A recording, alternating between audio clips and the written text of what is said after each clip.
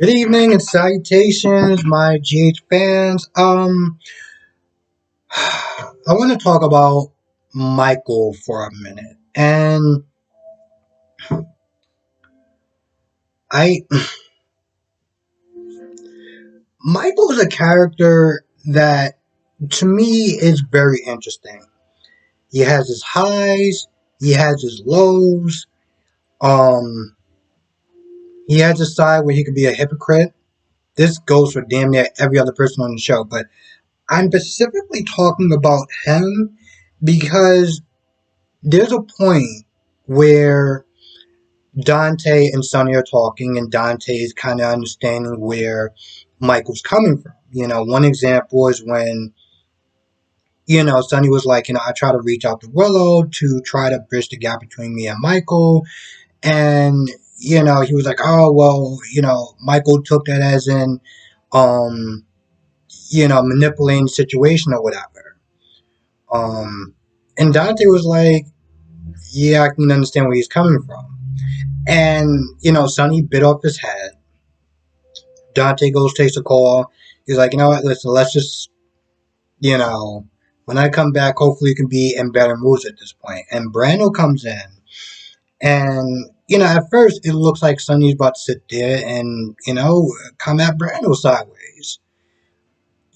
Sonny was there explaining to him that he wanted to provide a better life for his children, you know, than when he grew up. Brando says something very interesting, and it stuck with me. It stuck with me because when you listen to Michael, you understand why. He was like, maybe that's the problem. Is that you gave him this great, amazing life, and he never really had to sit there and really work for anything. He always had Sonny, he always had the Quartermains, he always had Carly, and the way that Michael was sitting there coming at him in this black and white, um, you know, perspective came across as privilege. And when I sat there and I listened to it, I was like, I put up a video. Well, I put up a thumbnail. Smith is saying that Brando's gonna sit there and take Jason's place, and to be honest, no. But this is another reason why I feel that Brando working for Sonny, working with Sonny, working for Sonny, whatever, um, would be a great thing because he every now and then, Brando can sit there and drop some knowledge. And when you hear Michael talk about Sonny, talking about, oh, I don't want, my son to, idolize somebody that's in violence and crime and things of that nature and organized crime. And I was like, whoa, sweetheart, where, where was his energy before when he was doing all that? You know your dad, you knew his business, you knew exactly what he did. But now, because he went against something that you didn't like, he keeps on saying that he broke his code. And I'm like, I can understand where Michael's coming from to some extent, but when Brandon was like, you always put your children first, and the one time you decided to put yourself first, it pretty much confused him. It kind of threw him off. And when Sonny was there talking about what goes on between me and Carly is me and Carly, I understand, everyone understands where Michael's coming from as far as, being protective of his mother. We all get that. But, these are two adults in their relationship. Let them sit there and handle it, and whatever happens, happens. He's just not there trying to meet him halfway because he understands where Michael's coming from. But Michael in this attitude of, oh, well, I don't want nothing to do with him, this, that, and the third, and, I want to be better, and yada, yada, yada. And I'm like, where is this coming from? Because the only thing that I can really sit there and see is that your parents were having an argument. I mean, your parents were fighting.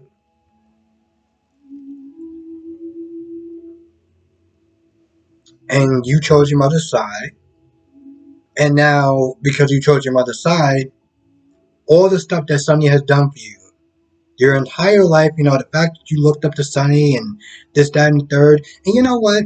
I'm going to sit there and take this a step further. I think Michael always knew throughout all his siblings that he was the favorite.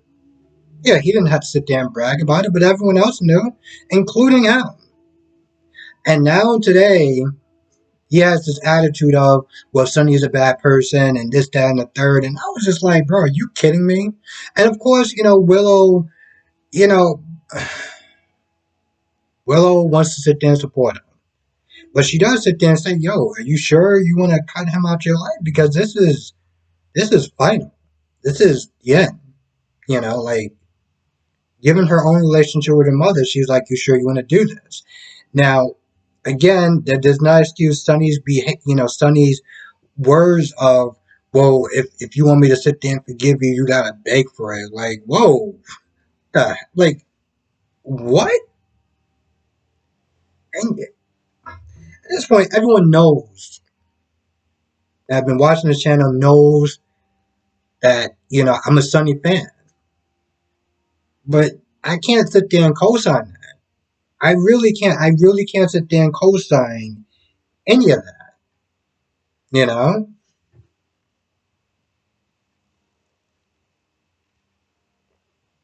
I mean, I know everyone has limits, even a parent. No one is perfect, but for you to sit there and be like, yeah, well, it's done or whatever, it's like,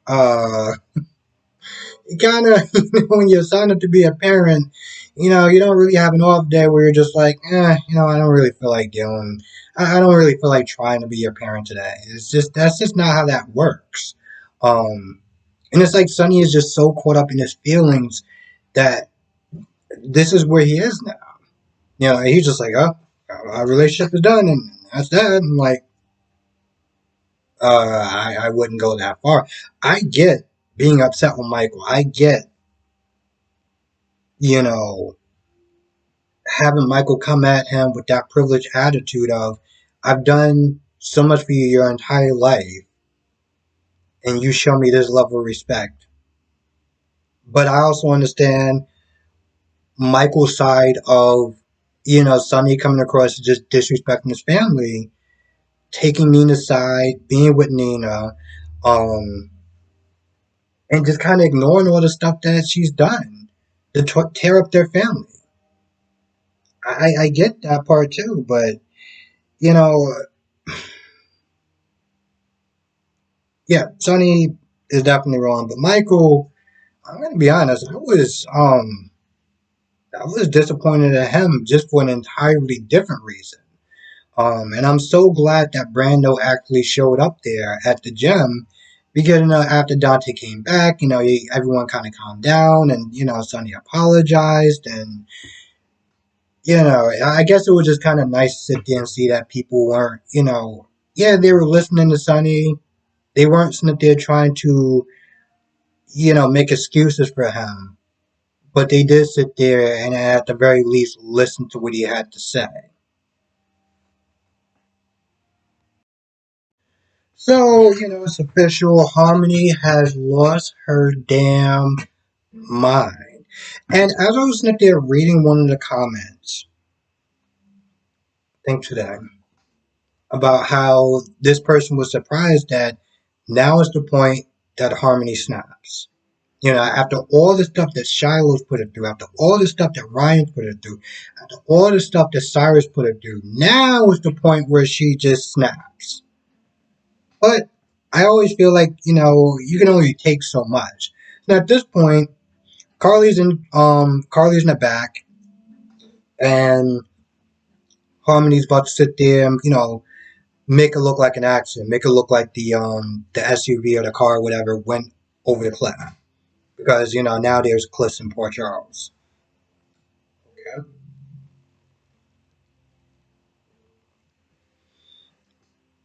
So at some point, she's not, and the thing that she's doing is just, it's so funny that she's not there monologuing how she's going to sit there and, kill Carly. Oh, I gotta sit there and find a rock. And then I gotta sit there and try to make it look like it's an accident. And then I gotta sit there and do this. And I'm just like,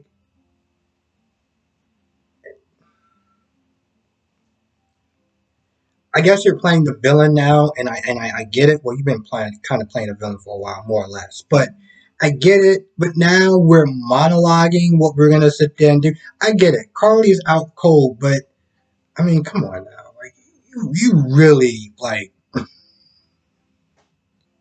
this is what we do now. This is what we do. Whenever we plan on killing someone or doing something really bad, we gotta sit there and monologue out loud because that makes sense.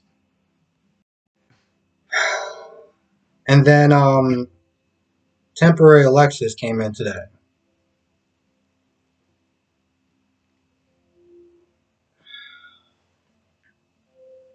I don't I don't know what to sit there and say about temporary Alexis. I'm not sitting there saying that she did a bad job. I'm gonna be completely honest. I don't think that she did a bad job.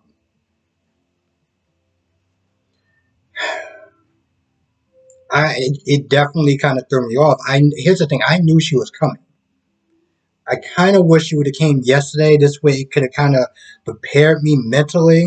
You know, because I'm sitting thinking, all right, cool. I'm gonna sit to get Nancy. It's like I'm gonna get I don't know who this person is. And you know, even when I was passing somebody, and then I was in a deli, and you know, this person, you know, she's always sitting there watching General Hospital on her phone or whatever while she's eating. You know, sometimes we'll sit there and talk about it for a little bit. And, you know, I didn't really want to say anything to her because she was kind of in the middle of watching this. I was like, I don't want to be that person. And I was like, I know her. I don't know her. And then I started watching. I was like, oh, it's okay.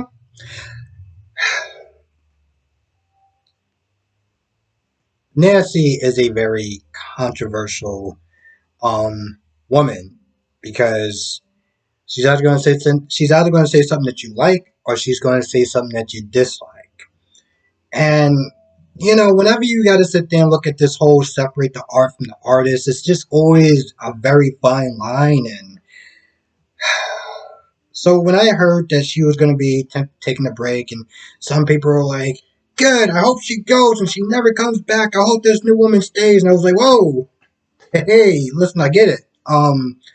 Yeah, she can say some things, but you know, she's also been playing this character for years. Okay, she knows Alexis inside and out. Any person that comes in after her, even if it's going to be like a day, it is going to be nearly black and white.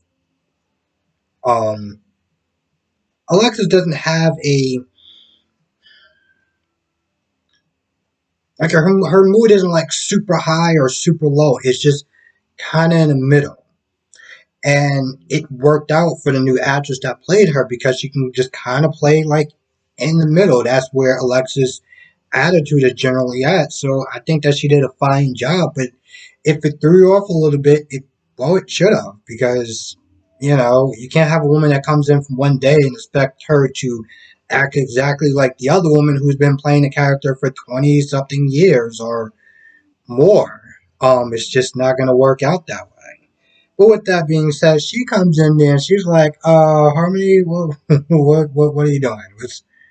Is that Carly's car? Like, what did I walk in on, pretty much? Um, Now, at this point, you know, she was like, I went to the house, I saw stuff a mess, I looked through some papers, and recognize, how was I saying, Neil's handwriting. What is going on now? At this point, Harmony is pretty much all but caught. So she tells her everything. She's like, all right,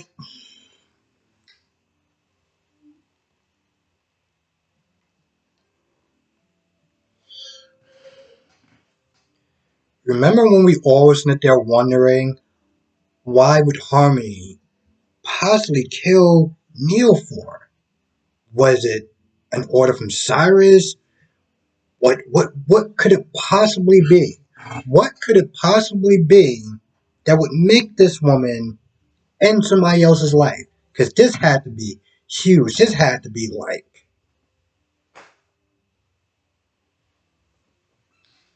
get this straight, homie.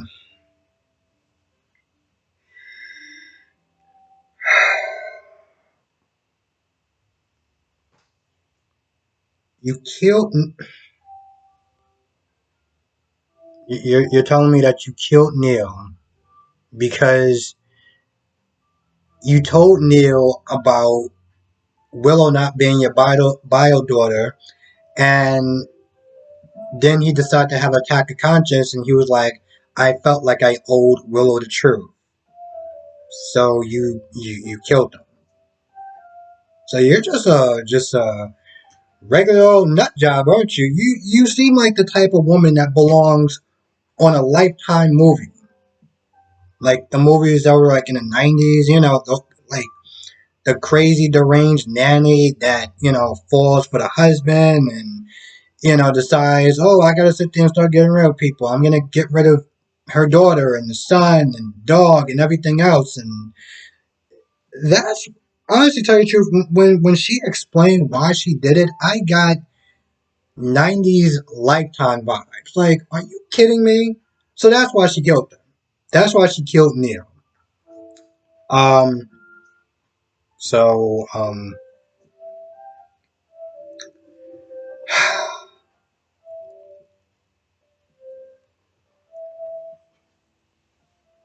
just gonna move on because if I think about that any longer, okay.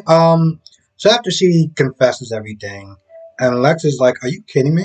And she goes off on her. Carly wakes up a little bit and starts knocking on the door, and Alexis is like, what's that?" I heard noises. Carly? Yeah, Carly in your goddamn truck? Like, what's in in the trunk? What is going on? So at this point, um,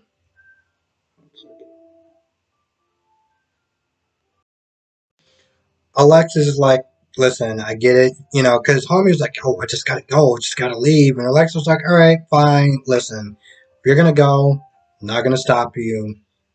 You gotta do what you gotta do.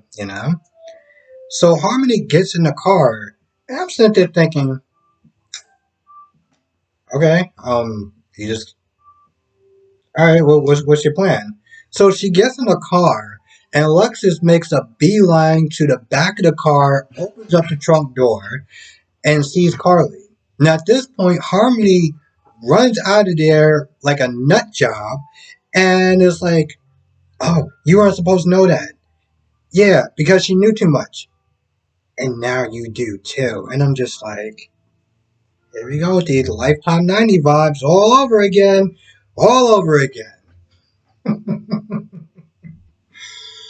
uh, so that's pretty much where we end off at. Oh, that's what I was gonna sit there and ask. I was not there trying to phrase the question. So now that we know how Neil died and the reason why Neil died, like was it exciting? Was it like a shocking moment, or was it like you gotta be kidding me? Because me, I'm just like I'm almost. If you watched my review yesterday and about the whole Marshall and the reason why he left, which by the way, I gotta agree with somebody when they were there saying that this is probably Miss Wu double crossing Curtis because that reveal of why he left was like, are you kidding me? You left because you got arrested and they sent you to a mental institution? That's why you left your family for years? The hell? That's the reveal. That's almost how I feel today. That's almost how I feel today. Okay. So Smokes comes over to try to get Nina's statement because he wants to sit there and give Nina to sit there and tell her version, her side of the events because Smokes is like, yo, listen, the other team they're painting you as a villain. I mean, like just a crazy nut job villain. But I'm gonna give you the opportunity to sit there and speak, and you can give your side of the story. But um, Nina's like, "Nah, I'm good. Kick rocks, kick rocks." And then Sasha comes in there, and Sasha's like, "What are you still standing here for?" Now, Sasha's not there talking about how she's still shook up from the whole, gunmen and everything like that, trying to rob Charlie's, and she's also worried about the fact that since those people got out, they're gonna sit there and retaliate against Brando. But Nina was like, "No, Sonny said that he took care of it." And this is where we get to a point where Sasha's like, "Listen, you're gonna get involved with Sonny, and you didn't really sit there and ask how he took care of how he took care of it," which is like, why would Nina sit there and really start probing questions on how Sonny took care of the situation? Like, why would she just directly act? Directly ask. And to be honest, it's not like Nina. As everyone knows, Nina. I'm not a big fan of Nina, but Nina's not stupid enough to know, to not know that Sonny's in the mob and by took care of, you know, ended their lives. So, Sasha just like, listen, if you want to be involved in him, you got to understand that the world that he lives in, and you got to be okay with that. Which a lot of debate back and forth. Well, it's mostly that Nina can't handle Sonny's world, which 90 95% of me believes that also. But since these are stories where it's like an everyday sort of evolving world, I give her 5%. I give her 5% that she can handle it. And the last part of this episode is Liz and Finn. And Finn is pretty much like, yo, listen, you gotta leave this house. Whatever's going on, it's escalating. And Finn is like, yeah, you gotta leave the house. And Liz is like, she doesn't want to leave. And Finn is like, I understand, you don't want somebody running out your house, but at this point, the boys are gone, and like you're just here by yourself. I look at this whole thing, and I'm like, Liz, this is an idiotic plan. What? Because I was sitting there thinking about this at work, and I said this yesterday and probably the day before. So I'm sounding like a damn I'm just repeating myself over and over again. What is your plan, Liz? You're just gonna sit there and wait and wake up and be like, Picky I see you, and then what's gonna end up happening? You, you know some sort of kung fu that I don't know about? You got a gun or a bat or something? What is your plan, Liz? So, Liz agrees to go to the Metro Court. She gets there and they talk for a little bit, and they talk about Aiden and the whole Ouija board thing, and Finn is a man of science. He doesn't believe in supernatural stuff, and when Lucy comes there, well, Finn acts like a dick. Talking about, oh, you're the person that was putting all these ideas in Aiden's head, and this, that, and the third, and he apologizes afterwards, but it was like it shouldn't have went there in the first place. Lucy annoys the hell out of me a lot of times, but she didn't know that he was going to be sent to trying to do this whole Ouija board thing for Franco. She just literally thought, because to be honest, sometimes she kind of comes across as a dingbat, that it was for school and things of that nature. Um, but one of the things she does sit there and tell Liz when Finn is gone is to contact a medium. Because at this point, I think Liz is starting to think that it might be a ghost. Um, I feel like this does not work for just so many reasons. As far as let's just sit there and say, for the sake of argument,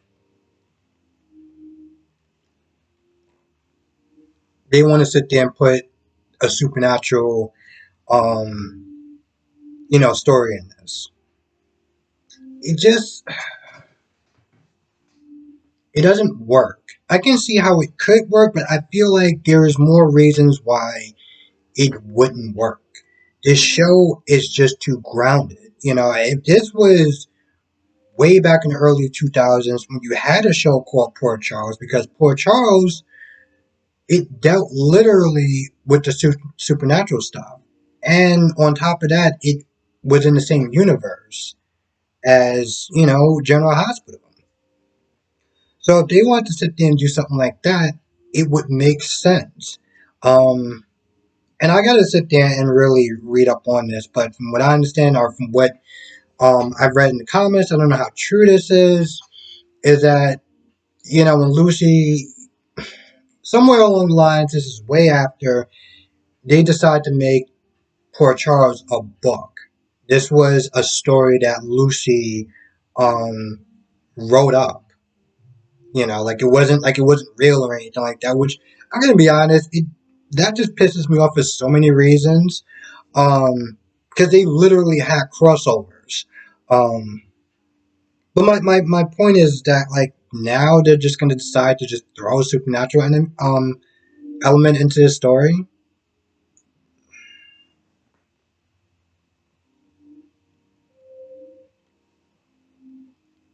On top of that, I mean, just in this, seeing it's how so many fans are against the Day supernatural storyline. I don't know if bringing it on this show would actually help. And this is one of those things where it's like, okay, you know, on Days they're doing the whole Exodus storyline, and some people are like, well, you know, it's the supernatural stuff, and that stuff isn't real. And I'm like, all that. And then on GH, this is they're talking about ghosts, and you're gonna have some people like, oh, you know, that stuff isn't real, and I'm just like, I don't know about that. I don't know. The only thing that she actually said, I mean, the one thing that she said was like, go to a trained medium. Okay, do not go to somebody who does not know what they're doing, um, because things can end up very, very, very bad. Um, so yeah, I think that they're just gonna.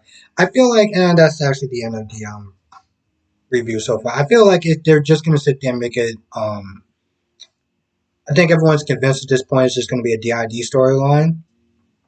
I'm fine with it personally.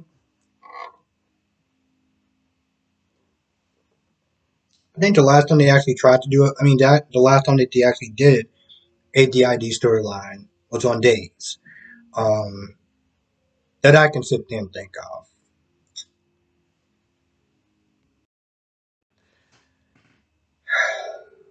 I think that's about it. I think that's about it. So, with that being said, I'm gonna go. Wow, this went over way longer than I planned, but I had a lot of fun. So I can't sit there and say I'm sorry for the video being so long. So, with that being said, I'm gonna go. I want to thank you for watching. Be safe. Let me know what your thoughts are in the comment section below, and I will see you in the next video.